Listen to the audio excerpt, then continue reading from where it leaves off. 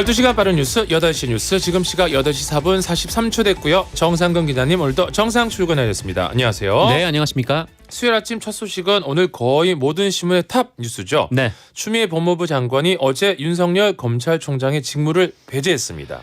네, 이 추미애 법무부 장관이 윤석열 검찰총장의 비위가 확인됐다라면서 직무를 중단시켰습니다. 검찰총장 감찰도 처음 있는 일이었으니까 직무 배제 역시 초유의 일입니다. 이 추미애 장관은 어제 저녁 6시에 기자회견을 열고 윤석열 검찰총장이 총장으로서 직무를 수행하는 것이 더 이상 용납될 수 없다고 판단해서 징계를 청구하고 또 검찰총장의 직무 집행 정지를 명령했다라고 밝혔습니다. 윤석열 총장을 관련해서 대면 조사하려고 했지만 이를 거부해서 이미 확보된 증거자료와 진술을 토대로 심각하고 중대한 비위 혐의를 확인했다라고 밝혔습니다. 네, 직무 배제 이유는 뭡니까?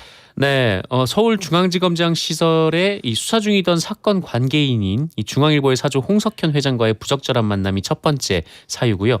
그리고 조국 전 법무부 장관 사건을 맡은 재판부 판사들에 대한 불법 사찰을 했다라는 것이 두 번째 사유입니다.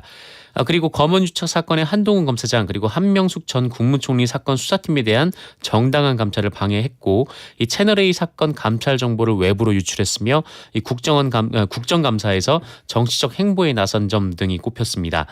이 법무부는 검찰총장으로서 위엄과 신뢰가 상실돼서 더 이상 직무를 수행하기 어려울 정도에 이르렀다라고 강조했는데요.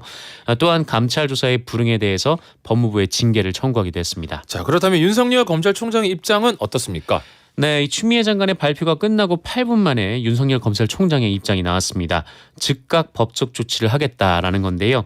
윤석열 총장은 검찰의 정치적 중립성을 위해서 그동안 한 점 부끄럼 없이 검찰총장의 소임을 다했다라면서 위법하고 부당한 처분에 대해서 끝까지 법적 대응하겠다라고 했습니다. 네, 사상 초유의 검찰총장 직무정지 첫 소식으로 전해드렸고요. 다음 두 번째 소식, 코로나19 신규 확진자가 다시 300명대로 뛰었습니다. 네, 어제 0시 기준 코로나19 신규 확진자가 총 349명이 나왔습니다. 이 중에 320명이 국내 맞은 신규 확진자이고요. 서울에서만 132명이 나왔습니다. 경기도가 69명, 인천이 16명으로 어제도 수도권 확진자가 200명을 넘었고요. 서초구에 위치한 대단지 아파트 내 사우나에서 집단 감염이 발병을 했습니다. 20명이 넘게 확진 판정을 받았고 또 서울 마포구의 한 교회에서는 하루 이틀 사이에 80명이 넘는 집단 확진이 발생을 했습니다. 이 부산에서는 중장년층이 참여하는 국악 공부 소모임에서 집단 확진이 발생했는데 12명이 양성 판정을 받았고요. 이 충남 공주의 푸르메 요양병원에서도 확진자 15명이 무더기로 나와서 이 병원이 코호트 격리가 됐습니다. 네. 이 정부는 확진자를 빨리 찾는 것이 감염 차단에 도움이 된다라면서 의심 증상이 있으면 즉각 검사를 받아줄 것을 요청했습니다. 네, 계속해서 우리는 손도 자주 씻고 마스크를 쓰고 다녀야겠고요. 네네. 자, 코로나19 소식에 이어서 다음 소식은 경찰이 특별 음주단속 대상에 전동 킥보드를 포함시켰죠. 네, 이 관련법 개정으로 이 전동 킥보드 등 개인형 이동 장치에 대한 규제가 완화가 됐습니다. 이제 다음 달 10일부터 만으로 13살 이상이면 운전면허 없이 전동 킥보드를 이용할 수가 있는데요. 이 때문에 다음 달 10일부터 또 전동 킥보드 이용이 급증할 것으로 예상이 되고 있습니다. 이에 경찰은 특별 음주 단속을 벌이는데요. 그 대상에 전동 킥보드를 포함시키기로 했습니다. 그리고 음주운전과 뺑소니 사고를 낼 경우 가중처벌이 된다라고 밝혔습니다. 실제로 술에 취해서 100m 정도 공유 전동 킥보드를 운전한 20대 남성이 음주운전 혐의로 벌금 500만 원을 선고받기도 했고요. 그리고 또 어린이 보호구역에서 사고를 내면 가중처벌을 받는 민식이법도 적용된다라고 합니다. 그리고 경찰은 가능하면 자전거 도로로 통행할 것, 그리고 자전거 도로가 없을 경우에는 도로 우측 가장자리로 통행할 것, 자전거용 인명 보호 장구를 착용할 것, 야간 통행 시 이 등화 장치를 켜거나 발광 장치를 착용할 것 등을 당부했습니다. 네, 타는 분들도 조금 조심해서 타셔야 돼요. 네네, 맞습니다. 네. 자, 이제 이번 소식은 0114번님이 NC 다이노스가 한국 시리즈 우승했어요. 너무 좋아서 밤새 영상 돌려보느라 잠은 못 잤지만 1도 안 피곤해요 하셨네요. 네, 두산 팬분들은 피곤하시겠죠. 네, 그렇겠네요. 네, NC 다이노스는 어제 이 서울 고척 스카이돔에서 열린 두산과의 한국 시리즈 6차전에서 4대2로 승리를 했습니다.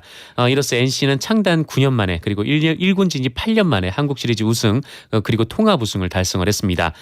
특히 2016년 이 한국 시리즈에서 두산을 상대로 1승도 챙기지 못하고 준우승을 했는데 그 아쉬움을 제대로 서력을 했습니다. NC의 선발 루친스키 선수가 5이닝을 무실점으로 막으면서 승리 투수가 됐고요. 타선에서는 이명기 선수가 선취 득점을 만든 결승타를 그리고 박성민, 박민우 선수가 쐐기 타점을 기록했습니다. 반면 두산은 여러 차례 기회를 잡고도 좀처럼 점수를 내지 못했는데요. 7회가 되어서야 2점을 만회했지만 뒷심을 쓰지 못하고 패배를 했습니다. 역전을 하지는 못했군요. 네네. 자, 그런가 하면 아까 철업송 때 철가루들의 제보 문자를 잠깐 알려드렸는데 네. 이게 뭐서 내리고 방탄소년단이 그래미상 후보에 올랐죠. 네, 그렇습니다. 이 그래미상을 주관하는 미국 레코딩 아카데미는 이 방탄소년단의 다이너마이트를 제63회 그래미상 베스트 팝 듀오 그룹 퍼포먼스 부문의 후보로 발표를 했습니다. 클래식이나 국악 관계자가 후보에 오르거나 수상을 한 적은 있는데 한국 대중음악의 그래미 후보 지명은 방탄소년단이 처음입니다. 이로써 방탄소년단은 빌보드 뮤직 어워드, 아메리칸 뮤직 어워드에 이어서 한국 가수 최초로 미국의 3대 음악상 후보에 오르게 됐습니다.